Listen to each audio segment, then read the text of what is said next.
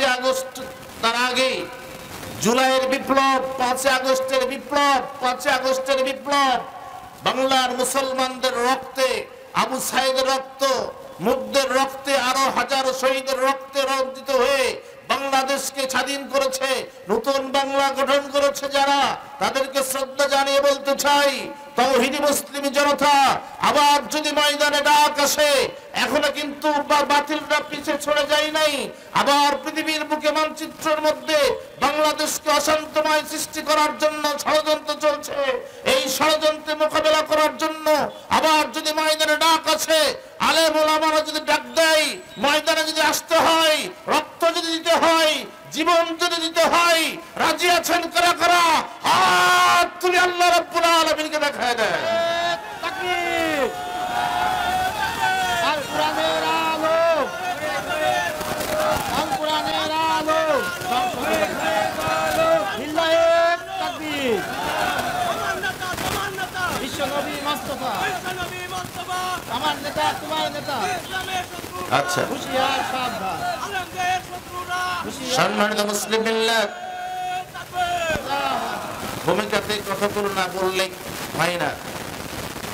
এই কোরআনের তাফসীর বাংলার জমিনে আলেমদের শিখাইছেন কে বলেন তো? বাংলার জমিনে আলেমদের কোরআনের তাফসীর শিখাইছেন কে? আল্লাহ তো শিখাইছেন, আরেকজন বান্দা শিখাইছেন, তার নাম কি? জোরে বলেন। আমি বলতে চাই, কোরআনের ফকিহ 50টা বছর কোরআনের দাওয়াত দিয়েছেন। যিনি রাজাকার নন, তাকে রাজাকার বলে সাব্যস্ত করেছেন। যিনি কোন নারীকে স্পর্শ করে নাই, তাকে জেনার অপবাদ দেওয়া হয়েছে। বিনা কারণে 13টি বছর জেলখানার মধ্যে আবদ্ধ রেখে যখন বের করে নিয়ে যাচ্ছে, মুস্কি হাসি দিয়ে তিনি জনগণকে সালাম জানিয়েছেন। ঠিক না ঠিক? কিছুক্ষণ আগে যিনি মুস্কি হাসি দিয়ে সালাম জানালো, কয়েক ঘন্টা পরেই তাকে মৃত্যুবরণ করতে হলো। বাংলার মুসলমান, সারা বিশ্বের মুসলমান বুঝতে আর দেরি করে নাই। তাকে কয়েকজন শরীরে ঢুকায়ে বিষাক্ত ইনজেকশন দিয়ে তাকে হত্যা করা হয়েছে। আমি আপনাদের মতামত দেখতে চাই। এই কোরআনের ফকিহ আল্লামা দেলোয়ার হোসেন সাঈদী সাহেবকে যারা হত্যা করলো, যেই ডাক্তার তাকে পয়জন দিয়েছে, যার নির্দেশে তাকে হত্যা করা হয়েছে, বাংলার জমিনে তাদের ফাঁসি আমরা দেখতে চাই, তাদের বিচার দেখতে চাই। বাংলার মুসলমান প্রকাশ্যে তাদের ফাঁসি দেখতে চাই।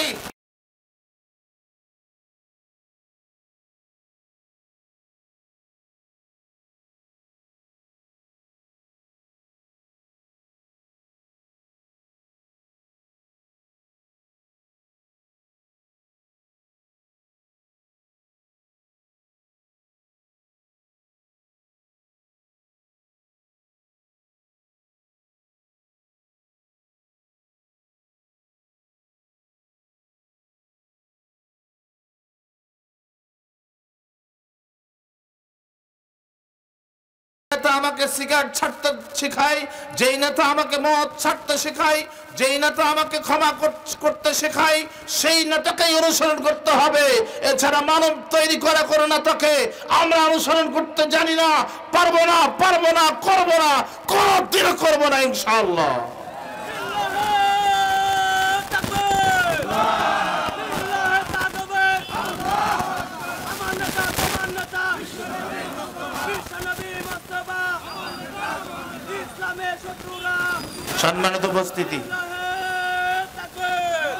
সম্মানিত উপস্থিতি, এই জন্য বলতেছিলাম, মাস্তা ফেরাউন বলছে, মাস্তা তুমি যে আমাকে রব বলে মানো না, এর পরিণতি কি হয় জানো? যা খুশি করেন। যেমন বাংলার জমিনে মধ্যে মুজাহিদদেরকে বলা হয়েছিল, রাষ্ট্রপতির কাছে ক্ষমা চাও, প্রাণ ভিক্ষা চাও, বলা হয়েছিল না? কিন্তু মধ্যে মুজাহিদরা বলেছে, প্রাণের মালিককে, জানের মালিককে, মৃত্যুর ফাইসালা হয় কোথায় থেকে? সুতরাং তাদের কাছে কোন ইমানদার মানুষের কাছে প্রাণ ভিক্ষা চাইতে পারে না, বরং ইমানদার আল্লাহর জন্য প্রাণ দিতে জানে, জীবন দিতে জানে। সব কোরবানি করে দিতে জানে আল্লাহর জন্য। ইমানদার প্রস্তুত, ঠিক না বেঠি? মাস্তাকে বলা হলে এমন শাস্তি দিব, ইতিহাস সাক্ষী থাকবে, তোমাকে সহ তোমার সন্তানদের সহ মেরে ফেলবো। আমার ভাইয়েরা, মাস্তা যখন প্রকাশ্যে কথা বলল তখন আল্লাহুম্মা আমিন। মঞ্চ অভিষ্ট সম্মানিত অতিথিবৃন্দ,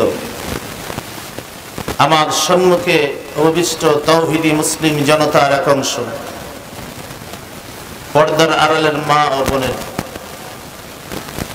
বিশেষ করে আজকের মাহফিলের প্রধান আকর্ষণ, প্রধান মেহমান, প্রধান আলোচক, সারা বাংলার গর্বিত সন্তান, মুফাসসির কোরআন, মুস্তাহিদ, যার কণ্ঠে পাগল পড়া মুসলমান, যার ওয়াজে পাগল পড়া শ্রোতা মণ্ডলী,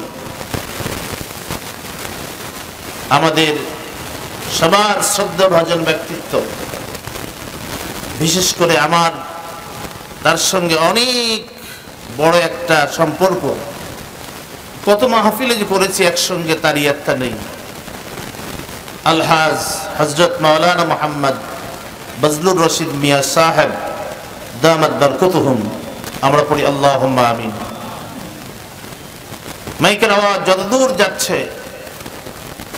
প্রশাসনিক ভাইয়েরা, গোয়েন্দা বিভাগের সদস্যবৃন্দ, ভিন্ন ধর্মের অনুসারী ভাইয়েরা, সকলের কাছে দোয়ার দরখাস্ত করে আরেকটা বার সালাম পেশ করছি এবং বলছি আসসালামু আলাইকুম ওয়া রাহমাতুল্লাহি ওয়া বারাকাতুহু।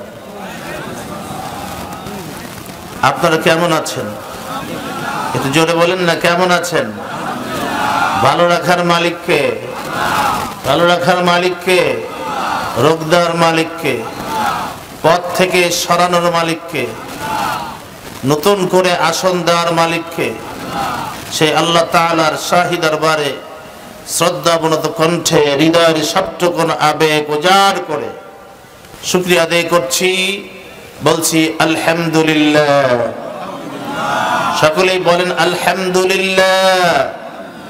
রব্বানা লাকাল হামদ হামদান কাসীরান তাইয়িবান মুবারাকান ফীহি ইয়া রাব্বি লাকাল হামদ কামা ইয়ানবাগী লিজালালি ওয়াজহিক ওয়া আযীমি সুলতানিক। একটা ফোন পাওয়া গেছে, যার হয় টেবিল থেকে নিয়ে যাবেন। প্রশংসা জ্ঞাপন করছি আল্লাহ পাকের দরবারে, যিনি আজকের এই কোরআনের মাহফিলে আমাদের আসার বসার সুযোগ করে দিলেন, যিনি আমাদেরকে দীর্ঘ কিছু বছর মুখ খুলে বুক ফুলে যারা কথা বলতে দেয় নাই তাদেরকে সরাইয়ে কোরআনের মাহফিল করতে হলে হাজারো অনুমতির দরকার ছিল। এখন অনুমতিবিহীন, অনুমতির আর প্রয়োজন নেই। এই সুন্দর ব্যবস্থা যিনি করে দিলেন তিনি হলেন আল্লাহ। তিনি কে? ছাত্রদের আন্দোলন কিন্তু সাহায্য করেছেন কে? আল্লাহ তাআলা। তিনি সাহায্য না করলে এরকম পরিবেশ হতো না। সে আল্লাহ পাকের শাহী দরবারে শ্রদ্ধাপ্রণত কণ্ঠে হৃদয়ের সবটুকুন আবেগ উজাড় করে শুকরিয়া আদায় করছি, বলছি আলহামদুলিল্লাহ। দরুদ ও সালাম পেশ করছি সকল নবী রাসূলদের প্রতি, খাস করে আব্দুল্লাহর এতিম পুত্র, আমিনার আঁচলের নিধি, মক্কার মরদুলাল, মদিনার মুকুটহীন বাদশা, সর্বকালের সর্বযুগের সর্বশ্রেষ্ঠ মহামানব, বিশ্বনেতা, বিশ্বনবী মুহাম্মদুর রাসূলুল্লাহ সাল্লাল্লাহু আলাইহি ওয়াসাল্লাম। এই কোরআন হলো মানব জাতির জন্য একটা বিশেষ উপহার। কোরআন কি মানব জাতির জন্য একটা বিশেষ উপহার নাজিল করেছেন মুহাম্মদ রাসূলুল্লাহ সাল্লাল্লাহু আলাইহি সাল্লামের উপর। এ ব্যাপারে আল্লাহ তাআলা কি বলছেন?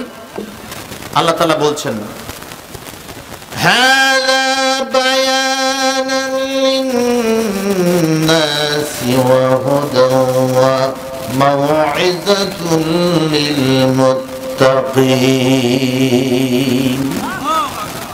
এটি হচ্ছে মানব জাতির জন্য আল্লাহর বিধানের বিশেষ বর্ণনা এবং আল্লাহ বিরোধীদের জন্য সুস্পষ্ট পথ নির্দেশ ও উপদেশ। তাহলে কোরআন কাদের জন্য উপদেশ? যারা আল্লাহ ভীরু তাদের জন্য উপদেশ। কারা? আল্লাহ ভীরু। যারা আল্লাহ ভীরু কারা? যারা আল্লাহকে ভয় করে, কোনো মানুষকে তোয়াক্কা করে না, ভয় করে না। কারণ মানুষকে ভয় করে লাভটা কি? ওই মানুষটি তো কবরে গিয়ে আমাকে সাহায্য করতে পারবে না, হাসরের ময়দানেও পারবে না, দৌড়াবে নাফসি নাফসি করে। যিনি সাহায্য করবেন তার পথেই তো চলার দরকার, যিনি শাফাত করবেন তার পথেই তো চলার দরকার, যিনি আমাদেরকে সুপারিশ করে জান্নাতে নিয়ে যাওয়ার পথ দেখাবেন তার নীতি রীতি পদ্ধতি নিয়ম কানুন মেনে চলাই তো দরকার। কিন্তু যখন আমরা তার নিয়ম নীতি রীতি নির্দেশ যখন মেনে চলতে যাচ্ছি, তখন আমাদেরকে বাধা দেয় এক শ্রেণীর মুশরিক কাফের বেঈমান মুরতাদরা। তো যতই বাধা দিয়ে মুসলমানদেরকে এক দেবে রাখা যাবে না, মুসলমানদেরকে গুটিয়ে রাখা যাবে না। কারণ মুসলমান রক্ত দিতে জানে, মুসলমান জীবন দিতে জানে, মুসলমান শহীদ হতে জানে। যে জাতি জিততে জানে, যে জাতি পরাজয় করতে শেখে নাই, সেই জাতিকে হার মানানো সম্ভব নয়। আমি বলতে চাই ভূমিকাতে, বাংলাদেশে 1971 সনে একবার স্বাধীন হয়েছে, ঠিক না বেঠিক? 9 মাস যুদ্ধ করে 30 লক্ষ শহীদের রক্তে ভেজা বাংলাদেশ, এই বাংলাদেশকে যারা স্বাধীন করেছে তাদের প্রতি আমি শ্রদ্ধা জানাই। 9 মাস যুদ্ধ করে বাংলাদেশকে পৃথিবীর মানচিত্রের মধ্যে অঙ্কন করে দিয়েছে। আবার 1952 সনে আমার আপনার মাতৃভাষাকে অক্ষুণ্ণ রাখার জন্য এই বাংলার দামাল ছেলেরা রক্ত দিয়েছে, যুদ্ধ করে মাতৃভাষাকে ছিনিয়ে এনেছে, ঠিক না ঠিক বলেন? আবার 5 আগস্ট, তার আগে জুলাইয়ের বিপ্লব, 5 আগস্টের বিপ্লব, বাংলার মুসলমানদের রক্তে, আবু সাইদের রক্ত, মুগ্ধের রক্তে, আরো হাজারো শহীদের রক্তে রঞ্জিত হয়ে বাংলাদেশকে স্বাধীন করেছে, নতুন বাংলা গঠন করেছে যারা, তাদেরকে শ্রদ্ধা জানিয়ে বলতে চাই, তাওহীদি মুসলিম জনতা, আবার যদি ময়দানে ডাক আসে, এখনো কিন্তু বাতিলরা পিছে ছড়ে যায় নাই। আবার পৃথিবীর বুকে মানচিত্রের মধ্যে বাংলাদেশকে অশান্তময় সৃষ্টি করার জন্য ষড়যন্ত্র চলছে।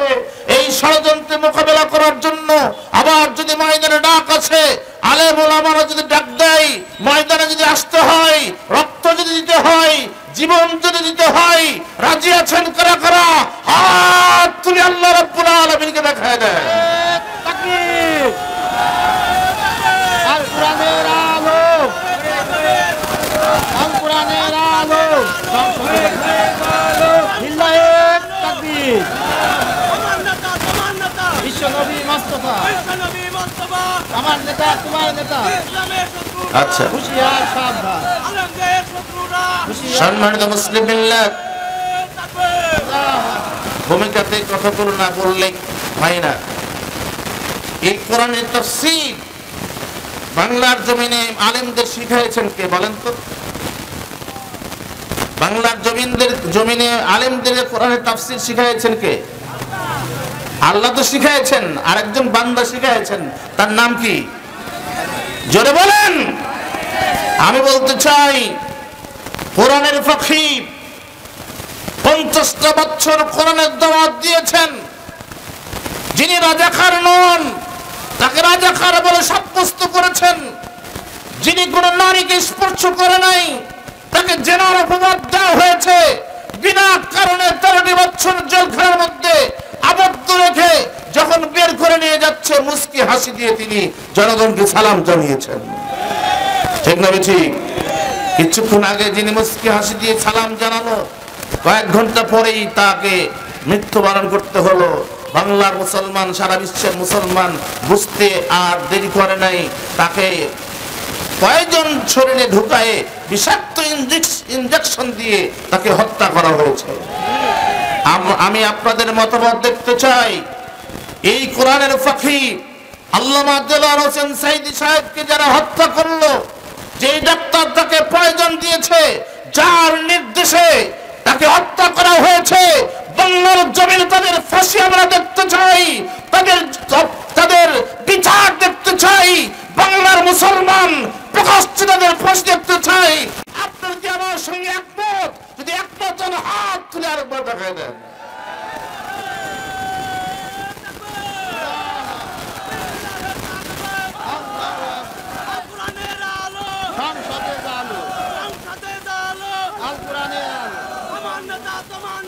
আমার ভাইরা,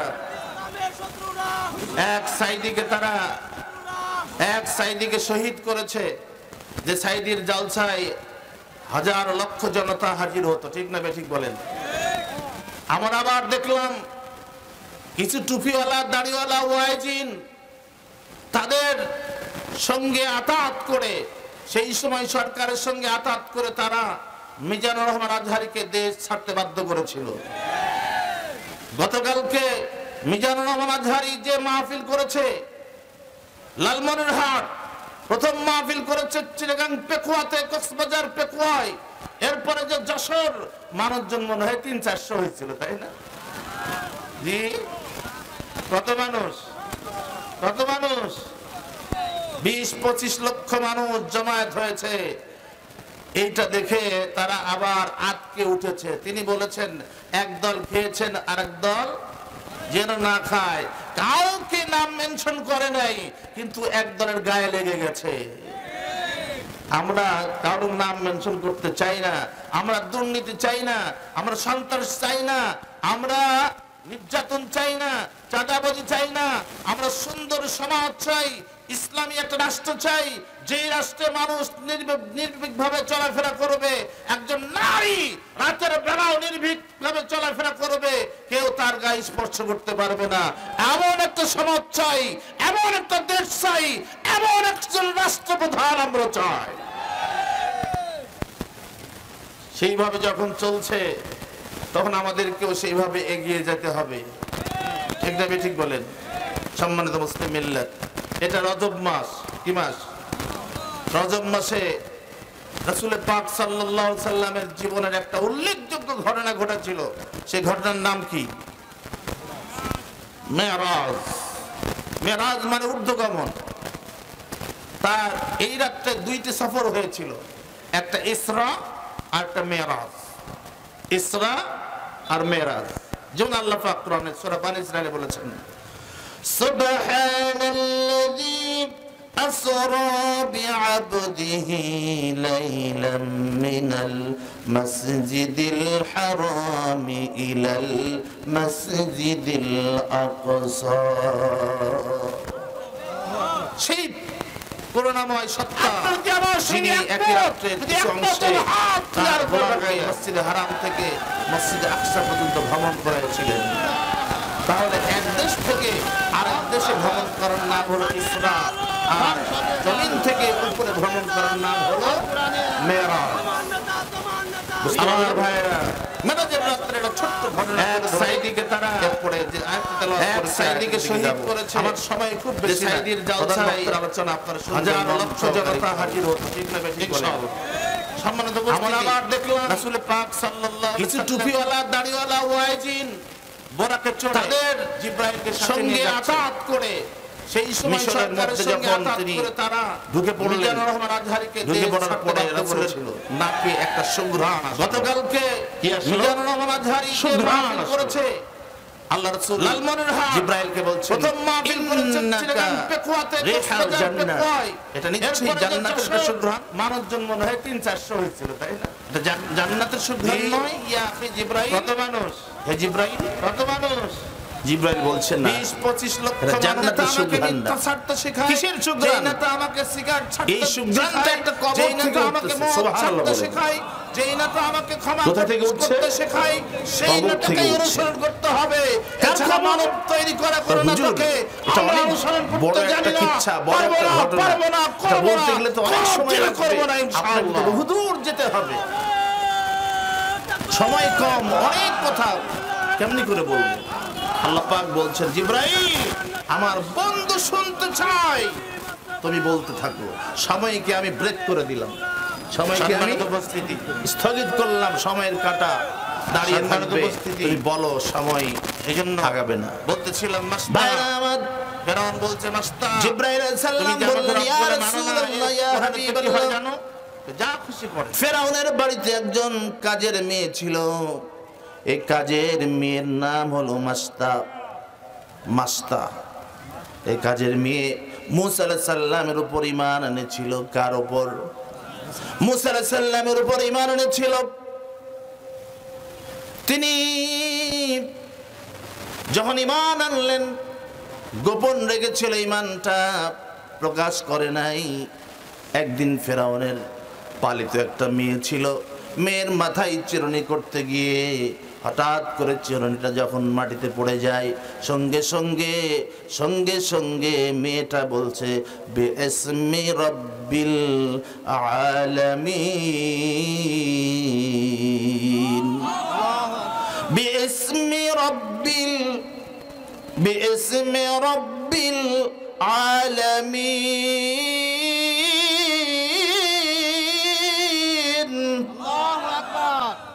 সেই আল্লাহর নামে আমি চিরুনি উঠাইলাম। এই কথা যখন বললেন, বলার সঙ্গে সঙ্গে ফেরাউনের পালিত মেয়ে বলতেছে আপনি কার নামে বললেন? কার নামে বললেন? কার নাম নিয়ে চিরুনি উঠাইলেন? তিনি বলছেন বিইসমি রাব্বিল আলামিন, যিনি জগতের মালিক, যিনি জগতের প্রভু, তার নামে আমি উঠাইলাম। কাজের মেয়ে বলতেছে হাল আবুনা রাব্বুক, হাল আবুনা রাব্বুক, আমার আব্বা কি রব নয়? আমার আব্বা কি রব না?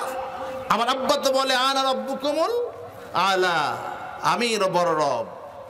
যে দাবি করেছিল আমি বড় রব, তাকে আল্লাহ ছুটকি মাছ করে রেখে দিয়েছে। ঠিক না? ঠিক বলেন। বাতিলরা চিরদিন শুটকি হয়ে থাকবে, তাজা হবে না কোনোদিন। আল্লাহ পাক শুটকি করে রেখেছে। পৃথিবীর মানুষকে বলছে দেখে রাখ, একটু দেখে নে, আল্লাহর সঙ্গে গাদ্দারি করলে কি অবস্থা হয় একটু দেখ, একটু চিহ্ন রাখ, দেখে মানুষ হয়ে যা, মানুষ হয়ে যা, মানুষ হয়ে যা। আমার ভাইরা, আল্লাহ রাব্বুল আলামিনের এই গোলাম মাস্তা, তিনি বলছেন তোমার রব, তোমার আল আব্বা আমার রব হতে পারে না, তোমার রব না, আমার রব না। তোমার আব্বা ফেরাউন, তারও একজন রব আছে, তিনি হলেন রব্বুল আলামিন, তিনি হলেন তামাম জাহানের রব, যিনি তোমার আব্বাকে সৃষ্টি করেছেন, আমাকে সৃষ্টি করেছেন, মাস্তাকে, আর তোমাকেও সৃষ্টি করেছেন, সারা জাহানকে যিনি সৃষ্টি করেছেন, তিনিই হলেন আসল রব, তিনি হলেন আসল রব। আমার ভাইরা, সঙ্গে সঙ্গে পালিত মেয়ে ফেরাউনের কাছে গিয়ে বলছেন আব্বা, মাস্তা আপনাকে রব বলে মানে না। কি আমাকে রব বলে মানে না? না, কি বলে মানে? কিছুই না, আপনি নাকি কিছুই না, আপনি নাকি কিছুই না। ডাকো মাস্তাকে। মাস্তাকে ডাকা হলো। মাস্তা, তুমি নাকি আমাকে রব বলে মানো না? মাস্তা বলছেন হ্যাঁ, আপনাকে রব বলে মানি না। আপনি কচু, আপনি কিছুই না। রব তো তিনি, যিনি পূর্ব দিকে সূর্য উদয় দেন, পশ্চিমে অস্তমিত দেন। আপনি যদি রব হন, সূর্যটা এখন মাথার উপর এনে দেখান তো দেখি। রব তো তিনি। যিনি বাতিলকে উঠায়ে ওখানে ইমানদারকে বসাতে সক্ষম, তিনি হলেন রব। সম্মানিত উপস্থিতি, রব তো তিনি যিনি বদরের প্রান্তরে 313 জন মুসলমান দিয়ে 1000 কাফেরকে পলাইতে বাধ্য করেছে, তিনিই তো রব। রব তো তিনি যিনি 5 আগস্টে ছাত্র আন্দোলনে বাংলাদেশের প্রধান যিনি ছিলেন তাকে পলাইতে বাধ্য করেছেন, রব তো তিনি।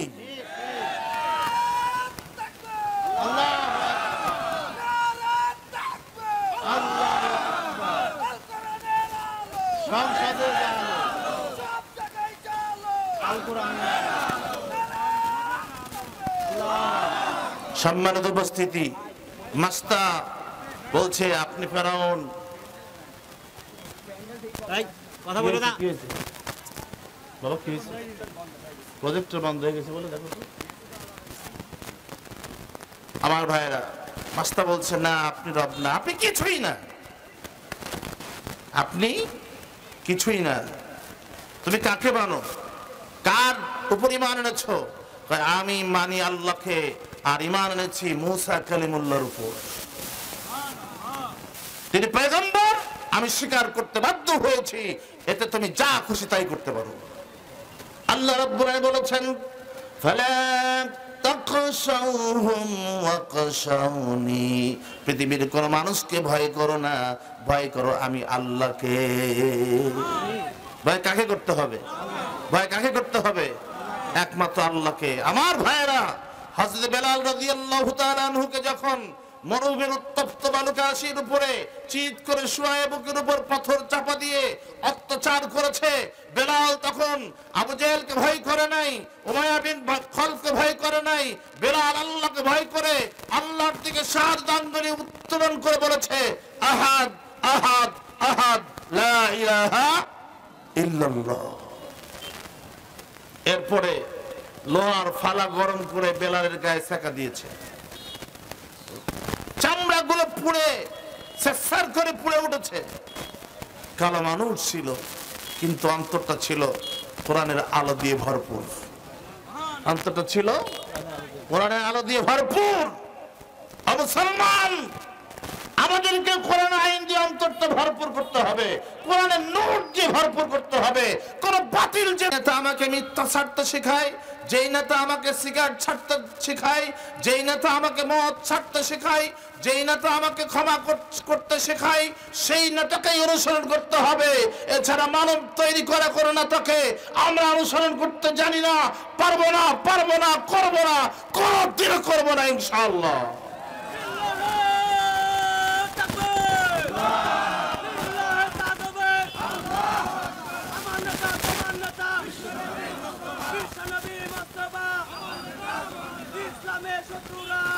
সম্মানিত উপস্থিতি, সম্মানিত উপস্থিতি, এই জন্য বলতেছিলাম মাস্তা, ফেরাউন বলছে মাস্তা তুমি যে আমাকে রব বলে মানো না, এর পরিণতি কি হয় জানো? যা খুশি করেন, যা খুশি করেন। যেমন বাংলার জমিনে মধ্যে মুজাহিদদেরকে বলা হয়েছিল রাষ্ট্রপতির কাছে ক্ষমা চাও, প্রাণ ভিক্ষা চাও, বলা হয়েছিল না?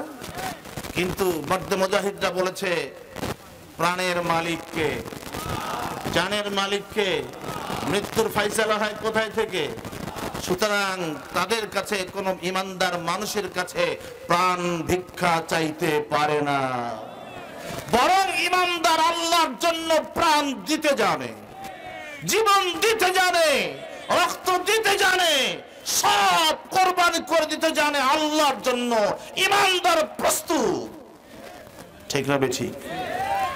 মাস্তাকে বলা হলে এমন শাস্তি দিব, ইতিহাস সাক্ষী থাকবে, তোমাকে সহ তোমার সন্তানদের সহ মেরে ফেলব।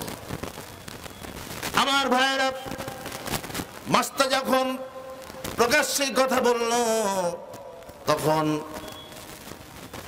ফেরাউন তার রাজ দরবারের লোকদেরকে বলল, ডেকসি জোগাড় করো, ডেকসির মধ্যে তেল ঢেলে দাও এবং নিচে আগুন দাও।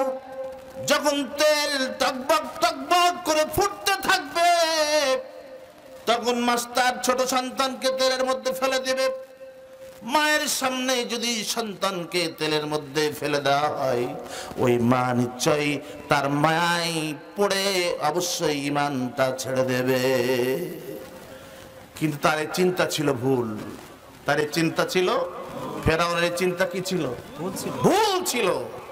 মাস্টার কোলে ছিল দুগ্ধপোষ্য বাচ্চা, ছোট্ট বাচ্চা। এই বাচ্চাকে জোর করে ধরে তেলের মধ্যে যখন ফেলে দিল, তেলের মধ্যে ফেলে দেওয়ার পরে যা হওয়ার তাই হয়ে গেল, ভাজি হয়ে গেল তিনি। এবার তার আর একটা মেয়ে ছিল।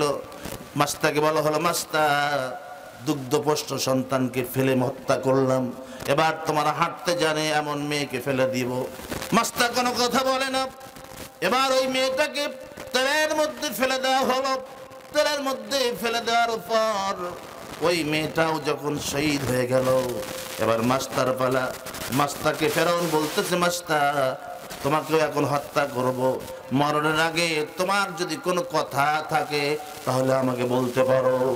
মাস্টার বলতেছে, ফেরাউন আল্লাহর শত্রু, আল্লাহর দুশমন, কাফের মুরতাদ, তুই শুনে রাখ, আমাকে যদি মেরে ফেলিস একটাই আবেদন রইল, আমার দুই সন্তানের হাড্ডিগুলা আর আমার হাড্ডিগুলো একটা কবরের মধ্যে দাফন করে দিবি। এছাড়া আমার কোনো চাওয়া নাই, কোনো পাওয়া নাই। তিনজনকে একটা কবর দাফন করবি। এবার মাস্টার প্রস্তুত হয়ে গেছে, তাকে হত্যা করা হবে। তেলের মধ্য থেকে আওয়াজ আসছে, উম্মি উম্মি উম্মি লা তাখাব, লা তাখাব, আপনি ভয় পাবেন না। আম্মি, ও মা আপনি ভয় পাবেন না। এটা ফেরাউনের তেলের ডেকসি নয়, এটা আমরা দেখতে পাচ্ছি জান্নাতে যাওয়ার একটা সুড়ঙ্গ রাস্তা। জান্নাতে যাওয়ার একটা রাস্তা আমাদেরকে তেলের মধ্যে ফেলে দিয়ে ঠিকই আমরা জান্নাতে এসে পৌঁছে গেছি। জান্নাতের রাস্তা তো কণ্টকাকীর্ণই, কষ্টকরী রাস্তা, তাই না? দুনিয়ায় যারা ফুর্তি করে, ফার্তি করে, ডিজি গান বাজায়, নৃত্য পরিবেশন করে, মানুষের টাকা আত্মসাৎ করে, ব্যাংকের টাকা লুটপাট করে, বিদেশে গিয়ে 600-700 বাড়ি করে, এদের অবস্থা আর একজন সাধারণ মুসলমানের অবস্থা কি এক? জোরে এক। ওরা দুনিয়ায় ফুর্তি করবে কিন্তু আখেরাতে ধরা খেয়ে যাবে। আল্লাহ রাব্বুল আলামিন বলেছেন, আত্তাকুন নার, আত্তাকুন নার আল্লাতী উইদ্দাত লিল কাফিরিন। আল্লাহু আকবার। ওই আগুনকে ভয় করো তোমরা, যে আগুনের মধ্যে কাফেরদেরকে রাখা হবে, কাফেরদেরকে যা শাস্তি দেওয়া হবে। ও ফেরাউন তুই কাফের। আল্লাহ রাব্বুল আলামিন এটা যে তেলের মধ্যে আগুন, এই আগুন না জাহান্নামের আগুনে তোকে আল্লাহ পোড়ায় ছাই করবে, তোকে সাহায্য করার মতো কেউ থাকবে না। আর আমাকে যদি হত্যা করিস, আমি তো আল্লাহর উপর ঈমান এনেছি, মুসা কালিমুল্লাহর উপর ঈমান এনেছি, মরলে আমরা জান্নাতে চলে যাব, আরামের জায়গায়। সুবহানাল্লাহ বলেন। সুতরাং তোকে ভয় করি না, তোকে ভয় করি না। এবার তাকে তেলের মধ্যে ফেলে দেওয়া হলো। তেলের মধ্যে যখন ফেলে দেওয়া হলো, তেলের মধ্যে ফেলতে যাচ্ছে, সঙ্গে সঙ্গে বলছে মেয়েরা, উম্মি উম্মি লা তাখাফি ওয়া লা তাহজানি আনতা আলা হাক্কি সায়াজমাউ জান্নাতি। মা ভয় করেন না, ভয় করেন না, এটা জান্নাত, এটা আগুন নয়, এটা হলো জান্নাতে যাওয়ার একটা রাস্তা। তিনজনকে একসঙ্গে আল্লাহ জান্নাতের মধ্যে জমা করে রাখবে। এরপরে তাকে শহীদ করা হলো। তিনজনের হাড্ডিগুলো এক জায়গায় দাফন করা হলো। দাফন যে করলো, দাফন করার সাথে সাথে সেখান থেকে সুগন্ধি বের হওয়া শুরু হলো। সুবহানাল্লাহ বলেন। জিবরাইল বলছেন, ইয়া রাসূলুল্লাহ, এই আজকে মেরাজের রাত্রে আপনি মেরাজে যাচ্ছেন, আল্লাহর সঙ্গে দেখা করতে যাচ্ছেন, আপনার নাকে সে সুঘ্রাণ আসছে। এই সুঘ্রাণটা ওই তিনজন আল্লাহর গোলামের দেহের সুঘ্রাণ। ইমানদার কবরে গেলে ইমানদারের দেহ থেকে সুঘ্রাণ বের হয়। আল্লাহু আকবার। আমি উহুদের ময়দানে গিয়েছি। উহুদের ময়দানে যেখানে আমির হামজা সহ 70 জন সাহাবীকে কবর দেওয়া হয়েছে, ওখানে গেলে একটা সুঘ্রাণ পাওয়া যায়। এটা কিসের সুঘ্রাণ? জান্নাতের সুঘ্রাণ। কিসের সুঘ্রাণ? আমরা জান্নাতে যাবো ইনশাআল্লাহ। বলেন জোরে বলেন ইনশাআল্লাহ। জান্নাতে যাওয়ার পথে যদি মাঝখানে এসে কেউ বাধা দেয়, ও বাধাকে আমরা কিছু মনে করব না, আমরা কিছু মনে করব না। আল্লাহ রাব্বুল আলামিন বলেছেন, তুমি যদি সত্যিকারে সামনে এগোতে পারো, ঈমান নিয়ে যদি এগোতে পারো, বাতিলের চোখ রাঙা দেখে যদি ভয় না পাও, আল্লাহকেই যদি ভয় পাও, তাহলে কি করো? আল্লাহ রাব্বুল আলামিন সূরা আলে ইমরানের 133 নম্বর আয়াতে বলেছেন, ওয়াসারিউ ইলা মাগফিরাতিম মির রাব্বিকুম ওয়াসারিউ ইলা মাগফিরাতিম মির রাব্বিকুম ওয়া জান্নাতিন আরদুহাস সামাওয়াতু ওয়াল আরদ উইদ্দাত লিল মুত্তাকিন। তোমরা তোমাদের মালিকের ক্ষমা পাওয়ার কাজে একে অপরের সাথে প্রতিযোগিতা করো। আল্লাহর ক্ষমা পাওয়ার জন্য প্রতিযোগিতা করো। কি করো?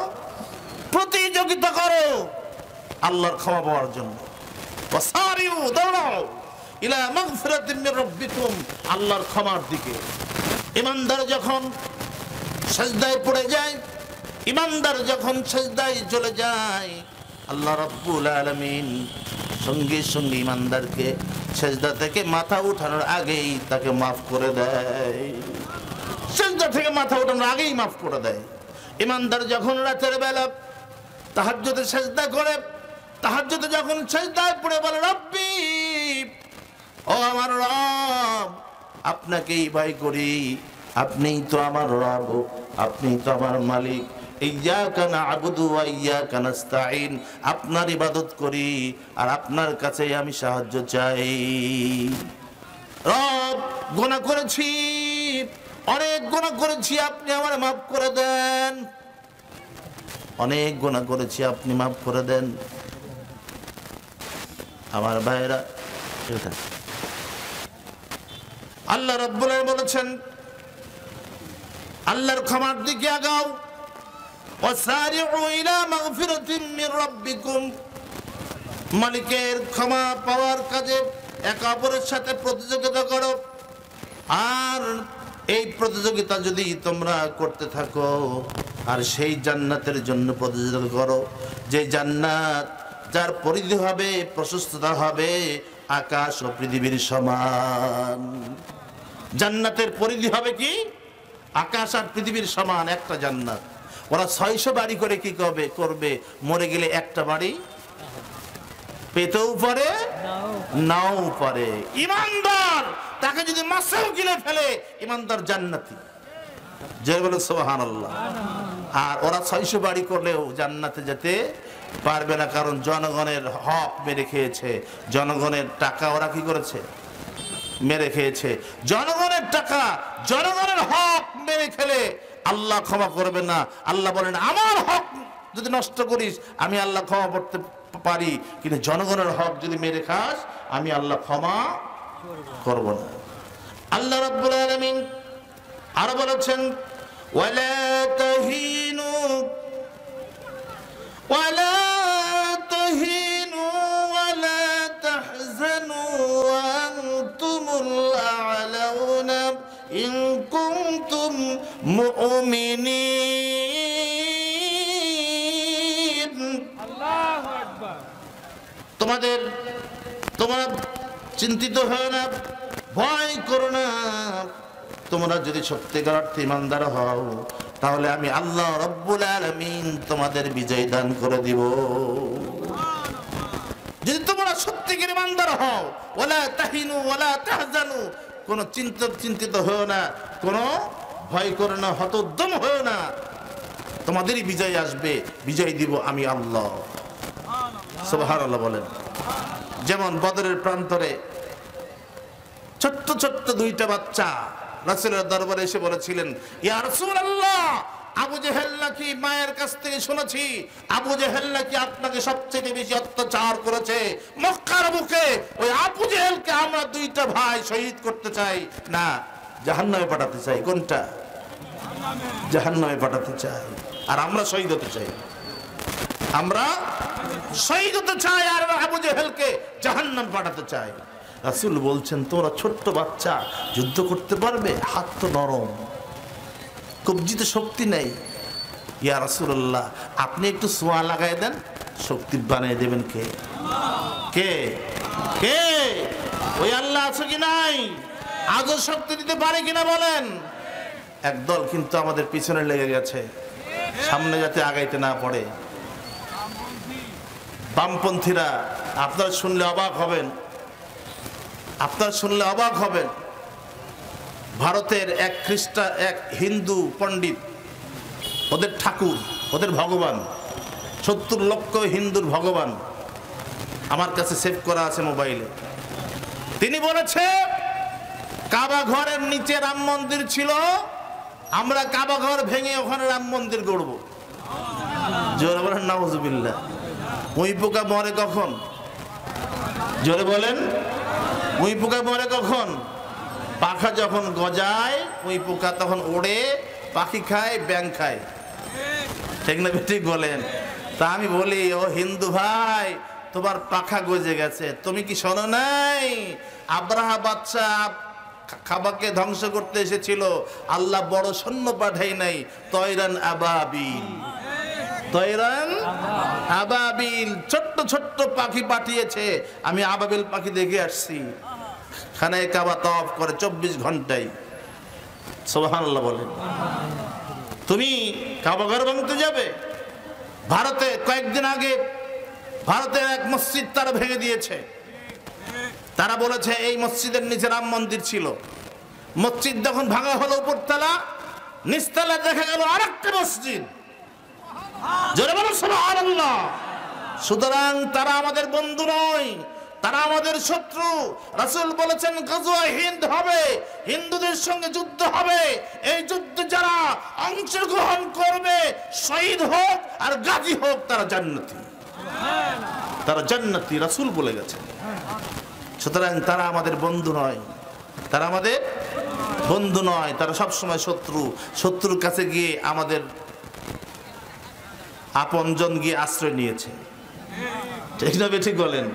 শত্রুর কাছে গিয়ে আপনজন আশ্রয় নিয়ে আবার দেশে অশান্তি সৃষ্টি করার জন্য বিভিন্ন সময় কি করছে?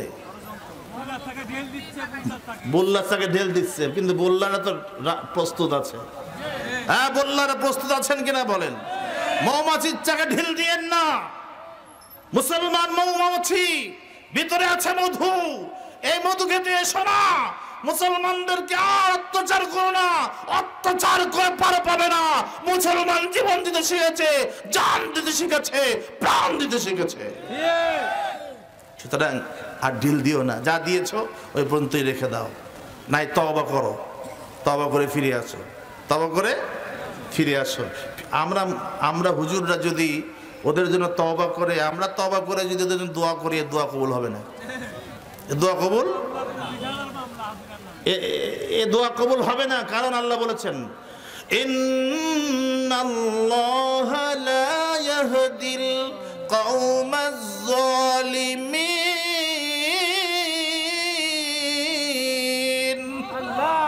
নিশ্চয়ই আল্লাহ জালিমদের কখনো হেদায়েত করেন না। যারা জালিম তাদেরকে আল্লাহ হেদায়েত করেন না। কার কথা? কার কথা? আল্লাহর কথা। সুতরাং জালিমদেরকে আল্লাহ প্রশ্রয় দেবে না, জালিমদেরকে আল্লাহ ছাড় দেবে না। একদিন ছাদ্দাদের মতো ওরা জান্নাত বানাইছে, ওরা বিভিন্ন বাড়িঘর বানাইছে। একটু শিখার দরকার, চেচনিয়ায় মুসলমানদের কি অত্যাচার করা হচ্ছে। এই কনকনে শীতের মধ্যে চেচনিয়ার ফিলিস্তিনের মুসলমানদের বাচ্চাদেরকে হত্যা করেছে। একটু খাদ্য নেই, একটু শীত পোহাবার জামা নাই, একটু কিছু নেই। তাদেরকে অত্যাচার করেছে, নির্যাতন করেছে। আল্লাহ বলছে, যুক্তরাষ্ট্র ক্যালিফোর্নিয়ার খ্রিস্টাব্দবাদী ও নেতনাথারা, তোমরা ইসরায়েলকে সাপোর্ট দিয়ে মুসলমানদেরকে মেরেছো, আমি আল্লাহর গজব পাঠিয়ে দিলাম আগুন। আগুনকে নির্বাপিত করার শক্তি কতটুকু আছে বিশ্ববাসী দেখে নেবে। আজ থেকে প্রায় 30 বছর আগে আল্লামা দেলোয়ার হোসেন সাঈদী সাহেব বলে গেছেন, তার বক্তব্যটা গতকাল শুনলাম, যে দেশে যখন জেনা ব্যভিচার বেশি হয়, কি হয়? জেনা ব্যভিচার, ক্যালিফোর্নিয়া, ওয়াশিংটনে জেনা ব্যভিচার ওপেনে হয়, নাউজুবিল্লাহ বলেন। যার বউ আরেকজন ব্যবহার করতে পারবে, যেমন আবু জেহেলের বউ ছিল নাকেরা, ওর নাম ছিল নাকেরা, অনির্দিষ্ট। আবু জেহেলের বউ প্রতিদিন আবু জেহেলকে থাপড়াইতো, কথা না শুনলেই বউ তার স্বামীকে থাপড়াইতো। এখনো কিছু কিছু বউ আছে স্বামীকে থাপড়ায়, পেটন দেয়। ও মা বোনেরা, স্বামীর গায়ে হাত দিয়েন না, স্বামীর গায়ে হাত দিয়েন না। ভুল করলে বলেন যে এটা করা ঠিক হয় নাই, চলেন আপনিও নামাজ পড়ি আমিও নামাজ পড়ি, দুজন মিলে আল্লাহর কাছে তওবা করি, আল্লাহ যেন